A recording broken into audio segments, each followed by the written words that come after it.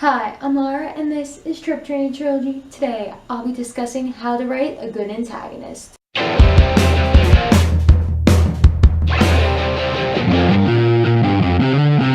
I would like to thank Fancy Long for requesting this video, and now I will get right into it. The purpose of an antagonist is to oppose the protagonist and create conflict. Pretty obvious, right? Though an antagonist is not technically the same thing as a villain, I may use the word villain instead of antagonist, but just so you know, antagonist is not always a villain. And the example I would give for this is if you have a villain protagonist, your antagonist could be technically a hero, or if you're writing like contemporary, I wouldn't describe the mean cheerleader as a villain. That seems a bit extreme. Now, I love me a good antagonist. However, unlike most villain enthusiasts, I actually don't like most antagonists. I tend to be pretty critical of antagonists and whether or not I think they're well written. I don't care about most of them, to be completely honest. However, if a story has a good antagonist, I will probably love that story and give it 5 stars because a good antagonist is hard to find. I especially find that books specifically lack good antagonists. I've seen a lot more movie antagonists who are really interesting. I think this has to do with books don't usually flip around to the antagonist point of view as much. And I'm not necessarily recommending you do that because usually it's a bit cliche and unnecessary. But even though you don't get to see what the antagonist is doing and see their point of view, you can still develop them just as well as every other character. And I understand that some stories you can't really have the antagonist in there that much, but I would recommend trying to get your antagonist to interact with the protagonist and be actively in the story as much as possible. Because without that, it's really hard for someone to get attached to antagonists if they never even see them. Now, there are 2 things I think are most important when writing a good antagonist. One is your antagonist needs to feel realistic. They need to feel like a real human. And 2 is that your antagonist must be tailored to fit your specific story and your specific protagonist. And I know they seem somewhat contradictory because one is to make them more human, but one is to think of them as a plot device that serves a specific purpose. But the truth is, every single character should serve a specific purpose to make your story better and to feel human, and that does not change for your antagonist. In fact, I think it's more important for your antagonist than a lot of the side characters. To go off the first point, making your antagonist realistic, the main flaw with this is that a lot of the times the antagonist's motivation is not very believable. Just like your protagonist can't be perfectly good, your antagonist cannot be perfectly evil. They have to have some strengths or redeemable traits along with being bad. Because many antagonists I see are evil for the sake of being evil. They want to destroy the world, but they don't have a real believable reason why. You have to put just as much effort into creating your antagonist as you do your protagonist. You have to think about the psychology behind what they do. You have to think of good traits and bad traits and think of how they got there. Your antagonist's motivation should be present throughout all their actions and dialogue. I don't mean blatantly stated every 5 seconds. I mean the subtext of it should be affecting what they do and how they speak. Because not only does it make their motivation feel more realistic, but also it makes it so you're less likely to have some scene at the end where they just have this Bond villain moment being like, this is my evil plan and let me tell you why I did it and how. Don't do that. Your protagonist should be actively trying to figure out your antagonist, because without understanding people, you really can't defeat them. Your protagonist should be finding more creative ways to learn about your antagonist so that your antagonist does not need some Bond villain moment at the end to explain to the reader why everything happened. Your villains should still be more than their motivation. So if your villain's motivation is power, there still should be more to them. And the main way you can make power still interesting and unique is to make it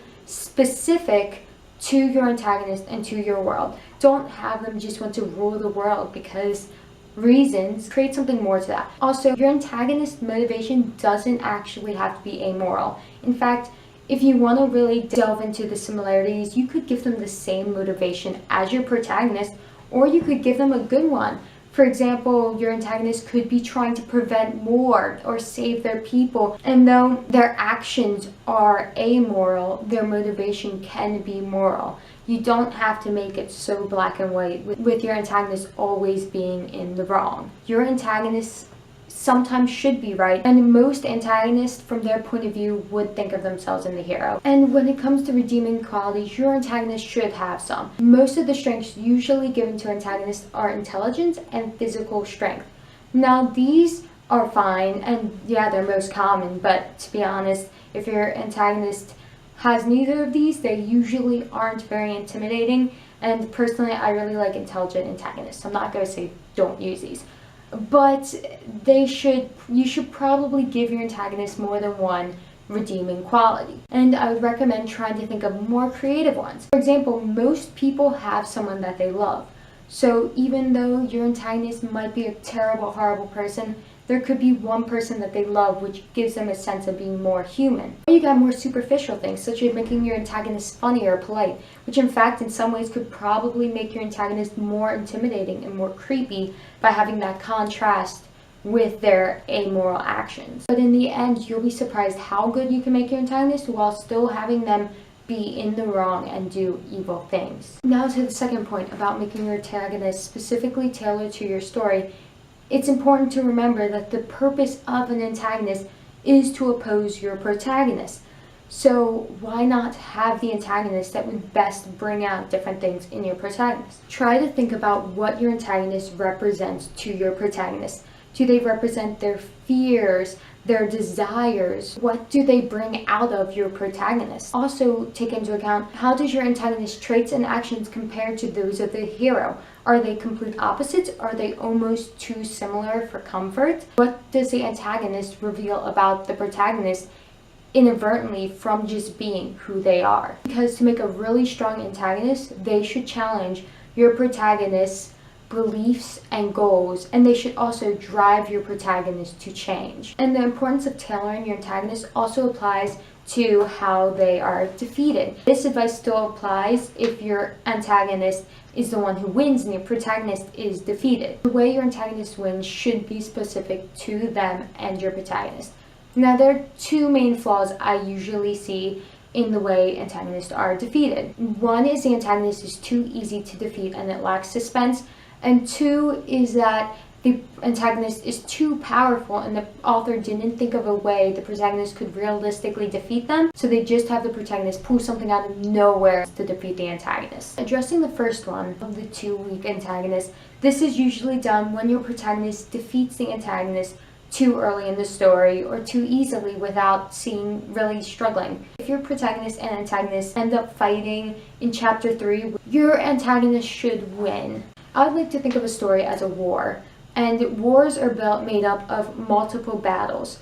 So if you want to make your antagonist really intimidating, they should, even though you need your protagonist to win this war, your antagonist should win most of the battles. Now addressing the second problem of antagonists, not saying make your antagonist seem weak. You can make your antagonist have super strong powers, very smart, but when you have your protagonist have the final showdown with your antagonist, usually in the climax, you need to take into account 3 different aspects of both the antagonist and protagonist: their physical abilities, their intelligence, and their emotions. Because even if your antagonist is too physically strong or too intellectually strong, there should be another way the protagonist can defeat them. The one of these that I see most often ignored is emotion. If you want a super smart, super strong antagonist, fine. Find a way that the protagonist is able to defeat them emotionally. Usually that will make the protagonist seem less good if they emotionally manipulate people to win, but that is interesting and not commonly done. Because one of these 3 aspects should be weak enough for the protagonist to overcome. The main problem is either super powerful antagonists or super intelligent ones become weak or stupid out of nowhere so that the protagonist can defeat them.